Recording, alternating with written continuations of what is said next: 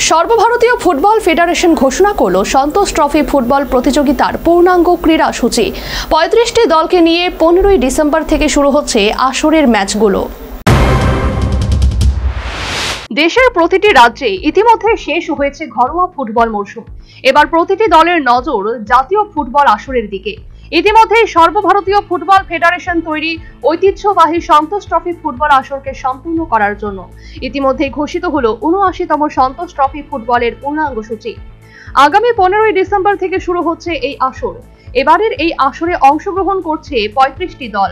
৯টি গ্রুপে ভাগ করে দেওয়া হয়েছে প্রতিটি দলকে। দেশের ৯টি ভেন্যুতে হবে আসরের ম্যাচগুলো। গ্রুপ পর্যায়ের ম্যাচগুলোর ছাড়া বিগত আসরের চ্যাম্পিয়ন বাংলা এবং রানার্স কেরল দল সরাসরি অংশগ্রহণ করবে ফাইনাল রাউন্ডে। উত্তর পূর্ব ভারতের ম্যাচগুলো হবে আসামে। ২০১০-১১ সালের পর পুনরায় সন্তোষ ট্রফি ফুটবলের সুযোগ পেয়েছে উত্তর পূর্ব ভারতের এই রাজ্য, যার কারণে আশা করা যাচ্ছে এবছর এই আসর অন্য মাত্রা যোগ করবে উত্তর পূর্ব ভারতে। এদিকে আসরে রাজ্য দল রয়েছে ডি গ্রুপে। ত্রিপুরা ছাড়া গ্রুপের অন্য দলগুলো হলো মিজোরাম, নাগাল্যান্ড এবং মণিপুর। তাই গ্রুপের ৩টি ম্যাচকে নিয়েই আশাবাদী রাজ্য দলের ফুটবলাররা। Bureau report, news vanguard.